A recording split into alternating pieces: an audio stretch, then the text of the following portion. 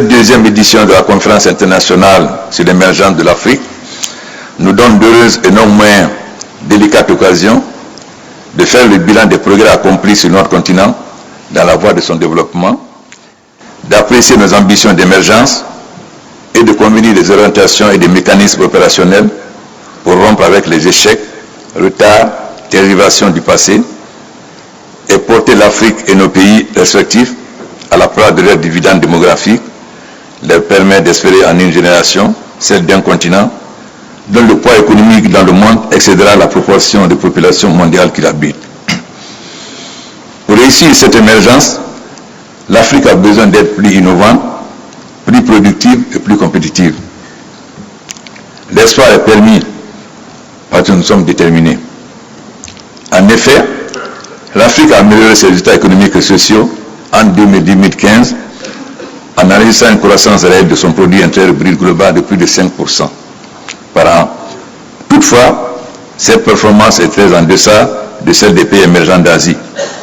Elle ne s'est pas encore traduite par une transformation structurelle des économies africaines qui, presque dans leur totalité, restent des producteurs exportateurs de matières premières et de produits de base qui ne contiennent qu'une faible part de la valeur ajoutée des chaînes de valeur dans le monde. Le défi auquel notre continent est confronté au cours de la présente et prochaine génération est double.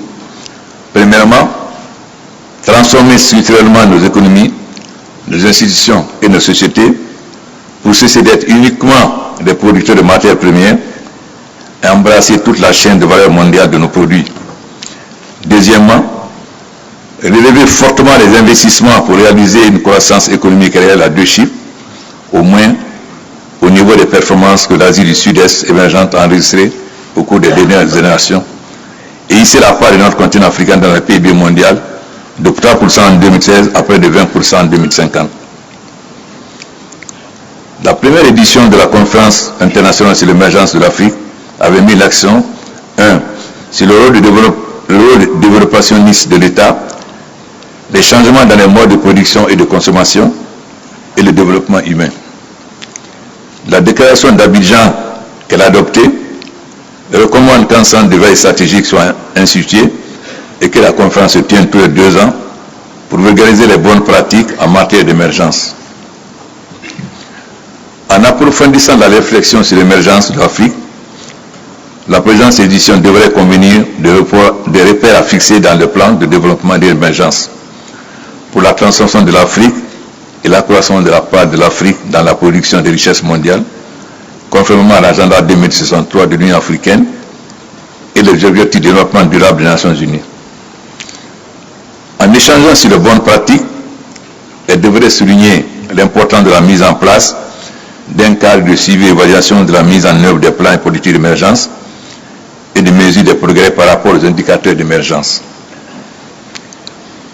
L'objectif d'émergence des pays africains à l'horizon d'une génération, soit d'ici 2050, est très ambitieux, mais il est atteignable et devrait guider nos actions et nos politiques et programmes économiques, sociaux et de développement. Pour le réaliser, la sphère économique et financière a son importance, notamment pour apprécier des indicateurs de succès. Mais elle n'est pas suffisante. Il est nécessaire de prendre en compte non seulement des équilibres et la stabilité macroéconomique, mais aussi accroître les investissements dans les infrastructures, les équipements sociaux, les activités productives pour réaliser la diversification et la transformation économique structurelle. Mettre en œuvre des politiques vigoureuses de développement humain et social et renforcer les institutions, la gouvernance, la lutte contre la corruption et la participation citoyenne. Pour réussir la transformation structurelle, inclusive et durable de l'économie nationale, de nos institutions, de nos sociétés, la maîtrise des énergies renouvelables et de l'économie verte, ainsi que la révolution technologique ou 4e révolution industrielle en cours dans le monde est indispensable. Elle mettrait notre jeunesse à égalité avec toutes les jeunesses de par le monde et nous permettrait de rattraper le temps perdu par rapport aux 3 précédentes révolutions industrielles, et ainsi de construire des sociétés d'émulation de la connaissance, de l'innovation et de la compétitivité. À cet égard, je voudrais saisir cette occasion pour féliciter les pays africains pour les progrès accomplis, notamment les 27 pays qui se sont lancés explicitement dans des plans d'émergence, y compris les 13 pays qui ont fait l'objet d'études de cas par le PNUD et dont nous visiterons à émuler de bonnes pratiques. Je voudrais également encourager tous les participants à cette conférence à veiller à nous faire des propositions concrètes de politique de développement et d'émergence, ainsi que d'indicateurs de mesure, ayant pour objectif de permettre à tous les pays africains de formuler et mettre en œuvre avec succès des plans d'émergence ambitieux.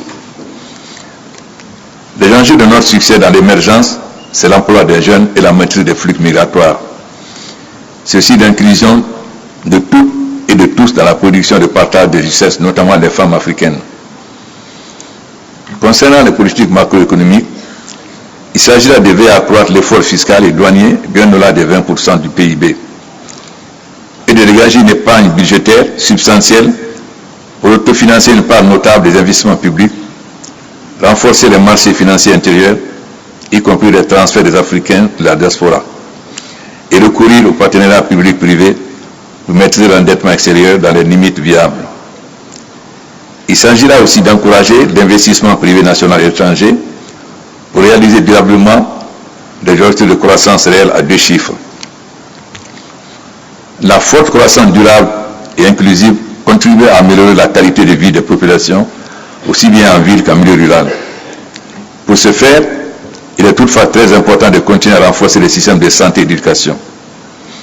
Enfin, la participation citoyenne, la bonne gouvernance, le renforcement des institutions permettront d'assurer la transformation, la croissance et le développement durable inclusif, de générer des revenus et des emplois, ainsi que la paix, la qualité et la stabilité économique, sociale et politique pour une Afrique nouvelle émergente. Concernant la Guinée, pendant la période coloniale, la Guinée était de toutes les colonies françaises celle qui avait le meilleur destin. On était à la fois un scandale géologique et un scandale agricole. Lorsque la France a constaté qu'il allait perdre la guerre d'Indochine, ils ont décidé de faire de la Guinée le remplaçant du Tonkin pour fournir le riz à toute l'Afrique occidentale. Alors, comment expliquer qu'avec tous ces avantages, pendant la période coloniale, l'agriculture guinéenne dépassait l'agriculture ivoirienne? Nous exportions 200 000 tonnes de bananes. Comment expliquer donc qu'avec tous ces avantages, nous sommes aujourd'hui un des pays les moins développés? Lorsque j'ai été élu en 2011, on n'avait même pas de relations avec les institutions internationales. Alors que les autres pays avaient eu les PPT depuis des années, nous, on était au banc. Et l'inflation était à 21%. Lorsque j'ai été élu, j'ai demandé au Fonds monétaire de venir me faire les lieux. Quand ils ont fait l'état des lieux, j'ai regretté d'avoir voulu être président en Guinée quand j'ai vu quelle était la situation.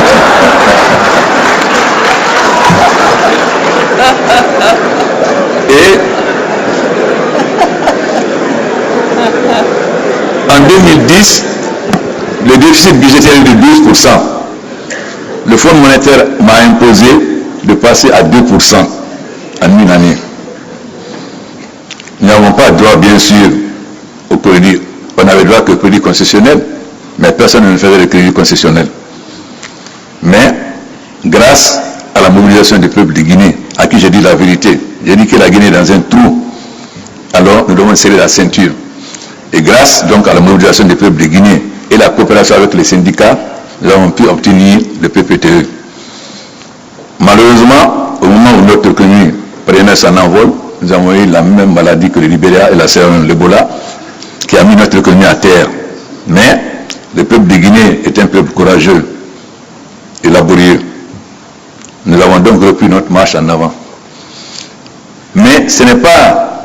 La Guinée a presque la moitié des réserves mondiales de bauxite. Mais on occupait à peine 1% du marché international. Quand je suis arrivé, on fait à peine 13 millions de tonnes. L'année dernière, nous avons fait 30 millions.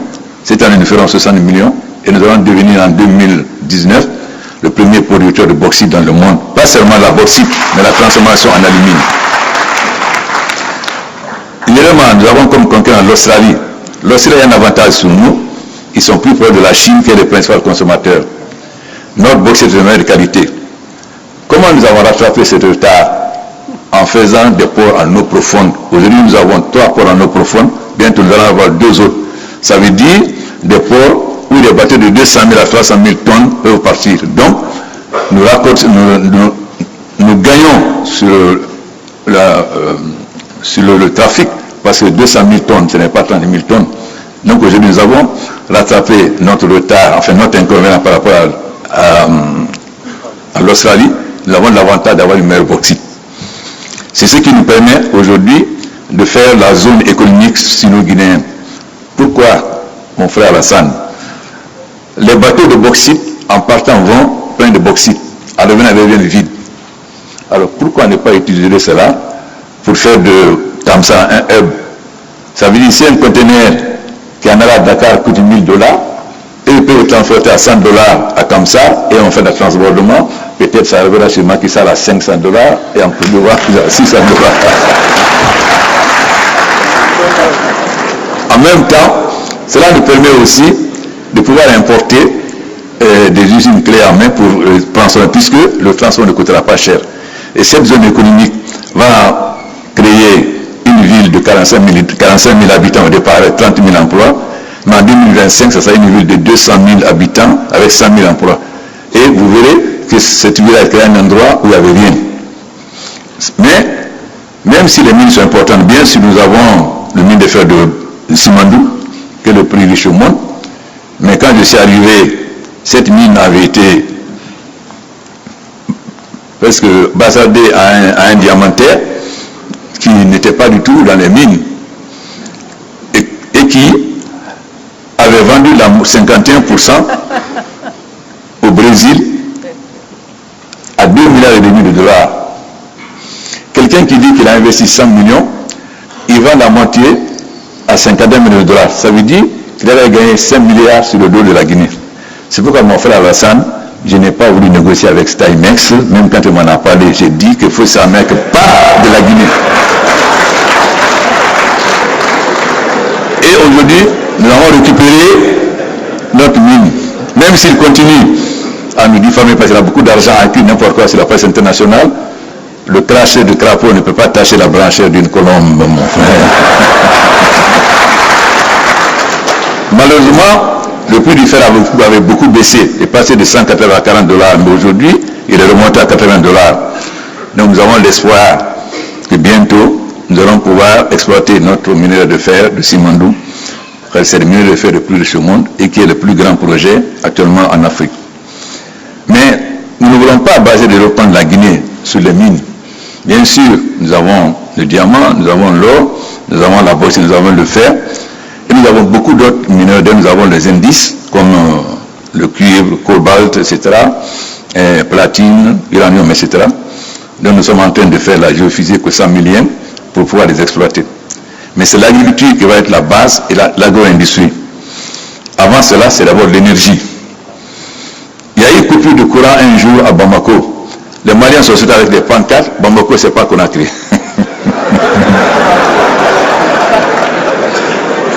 Mais aujourd'hui, les populations de Conakry ici peuvent sortir avec des pancartes pour dire Conakry, c'est pas Bamako. Pourquoi? Nous avons commencé à faire les barrages. Nous avons fait le barrage de Kaleta qui fait 240 MW. Nous avons commencé à construire le barrage de Swapiti qui fait 450 MW. Nous avons lancé l'appel d'offres du barrage de Kukutamba dans le cadre de l'OMVS qui fait 200 MW et qui va pouvoir surtout servir le Sénégal et le Mali. Nous avons lancé, nous sommes en train de finir l'étude de faisabilité de Foumi. Le barrage de Foumi est très important, pas parce qu'il donne 90 MW, mais parce qu'il va permettre d'irriguer en Guinée plus de 100 000 hectares en Guinée, plus de 100 000 hectares au Mali, plus de 100 000 hectares au Niger et au Tchad. Donc c'est un barrage qui est fondamental. Donc notre première bataille aujourd'hui, c'est l'énergie. C'est pourquoi lors du COP21, nous avons exigé qu'on nous accompagne pour l'énergie, ce que nous avons obtenu. Ensuite, après l'énergie, c'est évidemment la maîtrise de nouvelles technologies. L'Afrique a raté les 3 premières révolutions industrielles. Nous n'avons pas raté la 4e révolution industrielle. Cela est fondamental.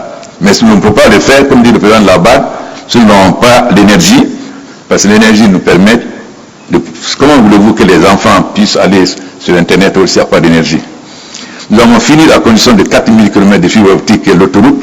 Maintenant, nous commençons à construire la fibre optique entre l'autoroute et les villes. Ensuite, nous allons construire avec la collaboration de la Chine 4 grandes universités et surtout, nous développons l'enseignement professionnel. Car malheureusement, souvent l'enseignement supérieur en Afrique forme des chômeurs. Donc, nous devons privilégier l'enseignement professionnel et surtout, nous devons faire en sorte que notre enseignement soit au service de notre économie. À quoi ça sert de former des licenciés en droit dans un pays où notre force, ça sera les mines, l'énergie et l'agriculture? Mais l'agriculture et l'agriculture doivent être fondamentales. Nous avons l'ambition de devenir autosuffisants d'ici 2 ans, mais le riz, le paysan mange, ça ne rapporte pas de revenus. C'est pourquoi nous avons relancé sérieusement la culture d'exportation. Grâce à la coopération avec la Côte d'Ivoire, nous avons commencé le cacao Mercedes. Parce que notre retard, la Guinée est très en retard. Mais comme j'ai dit, il y a un grand philosophe qui disait qu'une mauvaise chose peut transformer en une bonne chose. Je ne vais pas dire le nom parce qu'Alassane va sauter. Ou bien je dis. Alors il s'agit du président Mao Tse-tung. Donc, si je prends dans le domaine du cacao, nous allons commencer par le cacao Mercedes.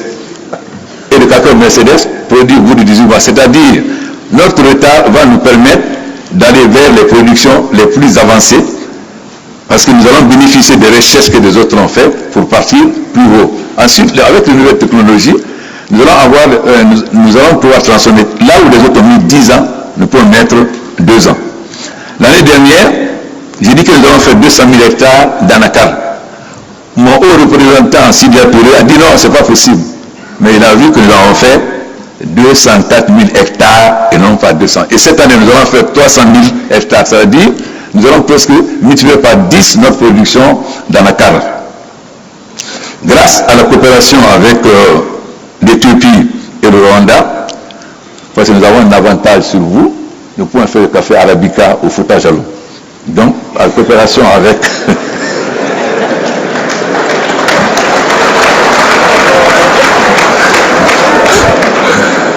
et là aussi, nous bénéficions des recherches des autres. Kagame, le Premier ministre Tchibé, nous donne les variétés de café arabica les plus performantes. Donc, nous avons coopéré aussi avec nos frères du Burkina, qui vont non seulement nous donner des semences de coton, mais aussi nous envoyer des encadreurs, parce que la Haute-Guinée, c'est la savane.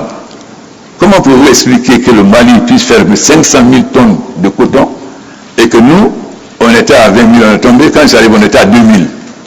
Mais pourquoi nous ne pouvons pas faire autant de coton que le Mali? Alors nous allons relever ces défis. Ensuite, aussi le sésame, parce que nous voulons que le paysan développe le sésame. Grâce à notre frère ami Bouhari et au Brésil, nous allons lancer la production de soja. Donc, notre agriculture doit être la base de notre développement. Non seulement les cultures vivrières, mais les cultures d'exportation. Mais nous ne voulons pas... L'Ebola nous a donné une leçon. Il faut transformer les matières premières sur place. Donc, nous ne faisons pas seulement d'anacarde, en même temps nous faisons 2 usines d'anacarde. C'est-à-dire à partir de l'année prochaine, notre anacarde ne sera pas exportée brute. Hier, on importait du ciment, aujourd'hui on est devenu exportateur de ciment. Hier, on importait la farine, aujourd'hui on est devenu exportateur de farine. Grâce à la coopération avec le Maroc, la Guinée va être le premier pays en Afrique à atteindre l'objectif de 50 tonnes d'engrais par paysan, grâce à la coopération avec le roi du Maroc. Nous allons aussi développer, avec la bienveillance du président du Zimbabwe, nous allons aussi développer la culture du maïs blanc. Parce que le Maroc importe chaque année 2 millions de tonnes de maïs des États-Unis. Donc, en accord avec, en coopération avec le Maroc, nous allons donc faire le maïs blanc et exporter une bonne partie au Maroc. Nous avons, le roi du Maroc nous vend 100 000 tonnes d'engrais et au prix sans subvention. Parce que quand nous on achète l'engrais à 100 francs, on vend au pays à 50 francs. Donc il nous vend l'engrais au prix auquel on donne aux paysans, ce qui va nous permettre donc d'user l'engrais non seulement pour les cultures vivrières, mais aussi pour les cultures d'exportation. Donc, l'Afrique, une population jeune, c'est une chance, mais aussi un danger. Une chance si nous arrivons à leur donner du travail, mais une bombe si nous n'arrivons pas à leur trouver du travail. Le terrorisme, pourquoi? La pauvreté et l'injustice. Plus nous luttons contre la pauvreté, moins il y a le terrorisme. On ne pourra jamais vaincre le terrorisme par les armes. Nous ne pourrons vaincre le terrorisme que si nous développons et qu'il y a une juste répartition des richesses au niveau des populations les plus vulnérables, qui sont des jeunes et des femmes.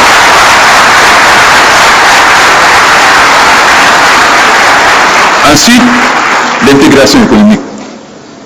Mais nous avons beaucoup de bauxite. On peut faire de l'alumine, mais pourquoi pas de l'aluminium?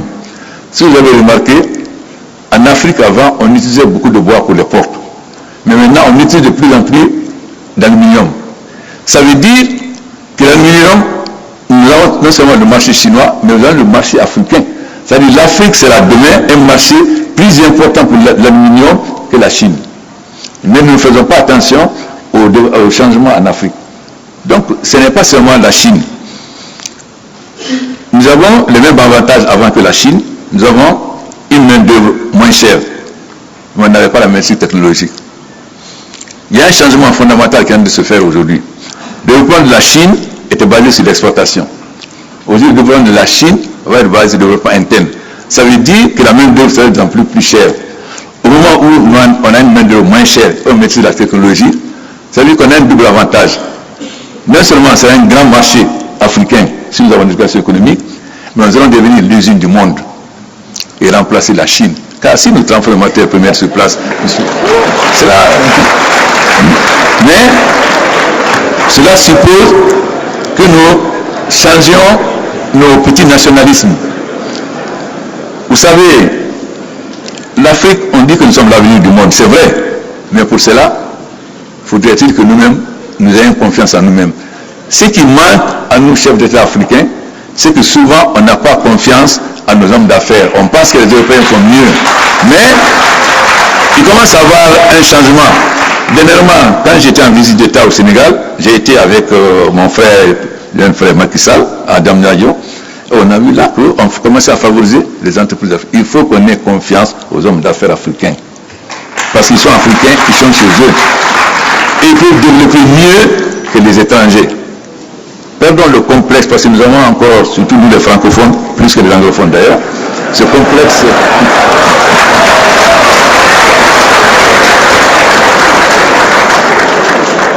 Mais je crois que les choses commencent à évoluer. Car l'Afrique doit prendre son destin en main. À Deville, Issoufou-Moi, on avait mis les grandes puissances en garde. N'intervenez pas en Libye. Votre intervention va avoir deux conséquences. La somalisation de la Libye et la production des armes chez nous. Qui connaît comment la Libye était gouvernée, c'est que si Kadhafi n'est pas là, chaque Libye va prendre son indépendance. Donc il n'y a pas d'État, c'est comme la Somalie. Et tout le monde savait que la Libye était un arsenal. Voilà aujourd'hui les conséquences que nous subissons. Donc, ce qui est important, c'est qu'aujourd'hui l'Afrique est en train de changer, vous ne savez pas. L'Union africaine était financée par l'Union européenne. Comment voulez-vous parler d'indépendance?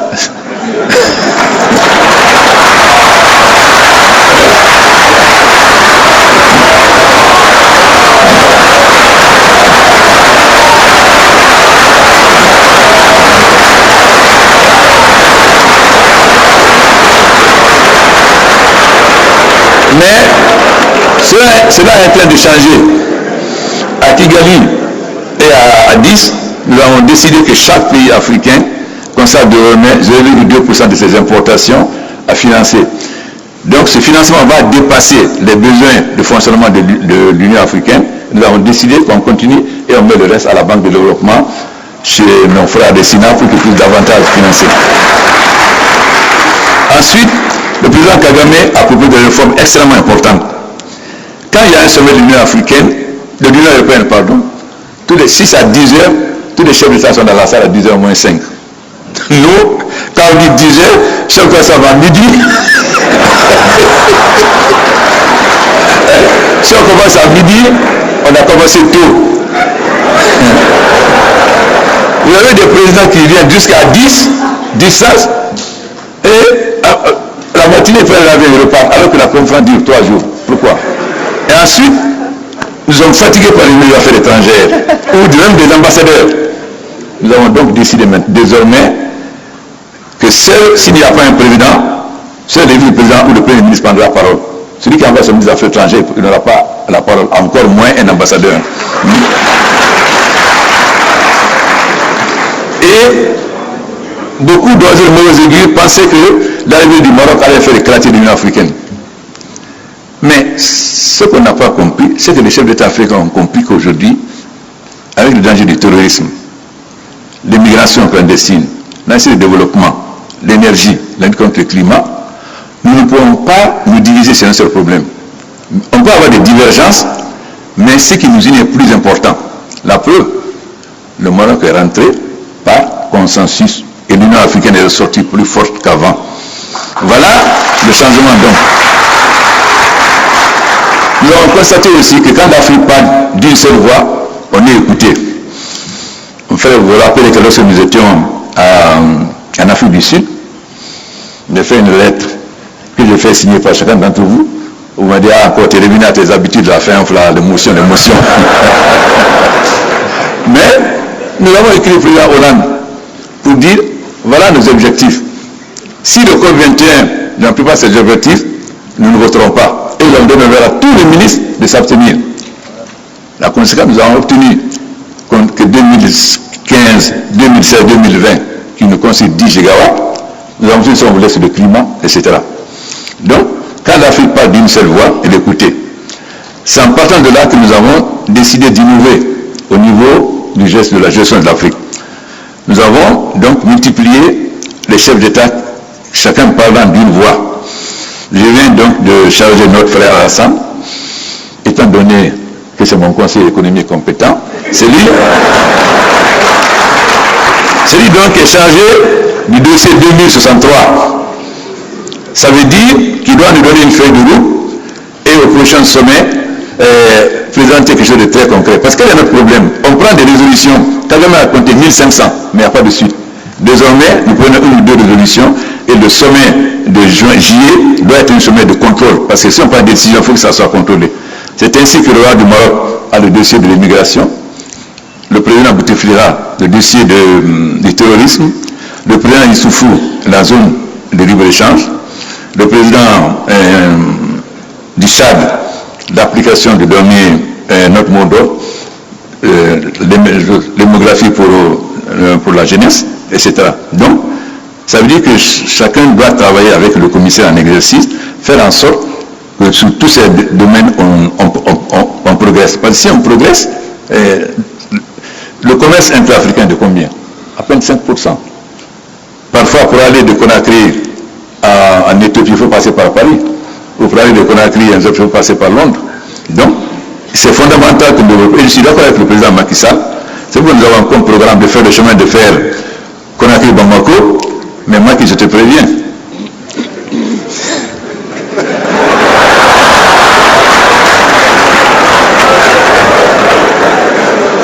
Le port de Conakry-Bamako est plus près du port de Conakry par rapport à Dakar de 200 km. 200 km. Ensuite, évidemment, nous nous battons pour le Transguinéen, c'est-à-dire le chemin de fer qui va partir de Simandou à Folkaria. Mais vous savez, nous avons beaucoup souffert des multinationales. Rio Tinto a gelé notre minerai de fer. Comme on gère en jachère, comme on met un champ en jachère, pour exploiter son minerai de fer d'Australie. Parce que notre minerai de fer est fer magnétique riche, si ça vient sur le marché, ils ne pourront pas vendre leur minerai de fer. Pendant des années donc, ils ont géré notre minerai de fer. Voilà les leçons que nous devons tirer. Nous devons avoir la maîtrise, connaître exactement quelles sont les richesses. Parce que très souvent, ils nous disent la teneur qu'ils veulent. On n'a pas la capacité de savoir, on peut dire 40% alors que 70%. Donc, si nous nous renforçons, si nous travaillons ensemble, pourquoi nous allons vendre notre minerai de fer d'or? Pourquoi nous n'allons pas transformer en acier? Mais cela n'est pas possible dans le cadre d'un État. Mais si on est ensemble dans l'Afrique de l'Ouest, pourquoi ne pas créer des sociétés où la Côte d'Ivoire a 5%, le Sénégal 30%, 30%, et à ce moment-là, on peut transformer le minerai de fer en acier, et nous sommes aujourd'hui, on va être le plus grand consommateur d'acier. Ce que les gens ne comprennent pas, tout le monde parle de la Chine comme le plus grand marché. C'est vrai pour le moment. C'est pourquoi nous avons signé un accord stratégique avec la Chine dernièrement lors de mon voyage d'État. Infrastructure contre mine. Parce que si nous sommes en train de résoudre le problème de l'énergie, nous avons un grand problème en Guinée, c'est les routes. Nous n'avons pas de route. Donc, nous avons fait un accord stratégique. Mais attention, notre accord stratégique ne veut pas dire qu'on donne une mine à la Chine. Non. On dit, vous nous donnez tant de milliards pour telle infrastructure. Donc, ça correspond à quoi au niveau de la bauxite? Si ça correspond à 2 milliards de tonnes de bauxite et que nous avons 4 milliards, évidemment, on ne vous donne pas la bauxite. On vous permet d'exploiter jusqu'à 2 milliards, à partir de 2 milliards maintenant. On ne va pas commettre l'erreur que les Aïrs avaient fait en donnant contre prêt des mines qui étaient beaucoup plus importants que le prêt que la Chine donnait. Nous avons tiré les leçons aussi de cela. Donc, il est important que vous insistiez sur l'intégration africaine. Si la Côte d'Ivoire a pris davantage de faire une usine de ciment, pourquoi je vais en faire en Guinée? Ça n'a pas de sens. Malheureusement, nous sommes étroits au point de vue politique. C'est-à-dire, lorsqu'il y a un petit problème, la Côte d'Ivoire ferme ses frontières. Alors, on ne peut plus avoir de ciment. C'est ça qui amène les pays africains à faire les mêmes choses. Il faut que vous amenez les chefs d'État africains à séparer les problèmes de développement économique et commerciaux des problèmes politiques. C'est-à-dire, quels que soient les problèmes entre deux États africains, cela ne doit pas influer sur les acteurs économiques et commerciaux. Ça, c'est le peuple qui doit imposer.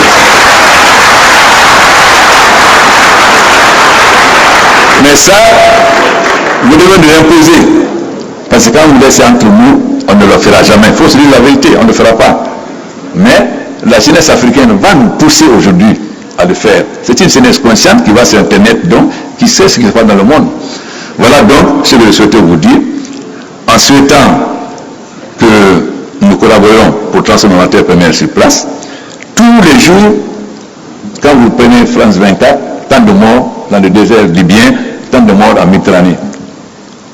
Mais est-ce que cela n'interpelle pas la conscience des chefs d'État africains? C'est une honte pour nous de voir nos enfants mourir comme ça. Et quand c'est les Africains, on dit des immigrés. Quand c'est leur côté, on dit les migrants. Voilà. Donc, j'interpelle, mais je peux les permettre, je ne suis plus âgé qu'eux. Donc je peux les interpeller. J'espère que nous allons faire en sorte que l'intégration africaine, la CEDEAO a beaucoup avancé sur l'intégration économique, mais zéro sur l'intégration politique. Nous sommes en retard par rapport à la SADC et l'Afrique de l'Est au point de l'intégration politique. Parce que nous sommes encore trop attachés à l'ancienne puissance coloniale. Coupons le cordon ombilical et soyons africains.